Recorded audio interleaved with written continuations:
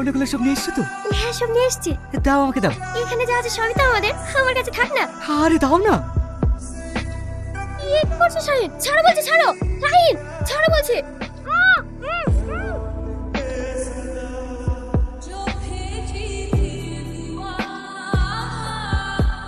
আর আমার মেয়েকে আগে দাও। তুমি হলে এবারের একমাত্র বৌমা, আমার নিজের কোনো মেয়ে নেই, তাই তুমিই আমার মেয়ে। যদি তোমার কোনো রকম সমস্যা মনে হয় নিজের মা মনে করে আমাকে সব কথা বলবে। আমি আর খাবো না মা, আমার পেট ভরে গেছে। সবাই কত ভালো, আমায় কত যত্ন করছে। দাঁড়া রোহন, তুমি অনেক ভালো ছিলে। আমি তোমার সাথে খারাপ ব্যবহার করলেও তুমি আমার সাথে ভালো ব্যবহারটাই করেছো। কিন্তু আমার পাশে জানার পর তুমি আমাকে ঘৃণা করবে। তুমি যদি মন থেকে তবা করে সব খারাপ কাজ ছেড়ে দাও, যদি তোমার আসমান সমানও পাপ থাকে, আল্লাহ তাআলা সেটাও মাফ করে দেবে। আর যেটা আল্লাহ মাফ করে দেবে, মানুষ হয়ে আমরা কেন পারবো না?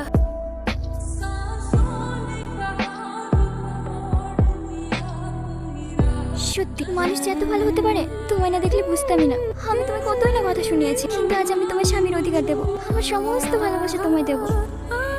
ভাবি, মাদ্রাসা থেকে বাড়ার সময় রোহন ভাই একটা লরিতে অ্যাক্সিডেন্ট করি। রোহন, একবার তাকাও না রোহন, কেন তোমার নাম মুখে ডাকা করেছি? একবার তাকাও না রোহন, আমি তোমাকে ভালোবাসি রোহন, আমাকে ছেড়ে দিও না। আমি কথা দিচ্ছি, আমি আর কখনো খারাপ কাজ করবো না।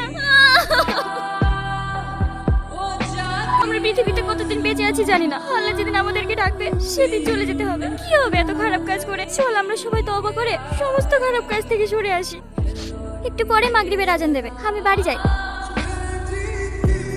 সত্যি আল্লাহ হিদায়াত দিলে এভাবেই মানুষের পরিবর্তন হয়।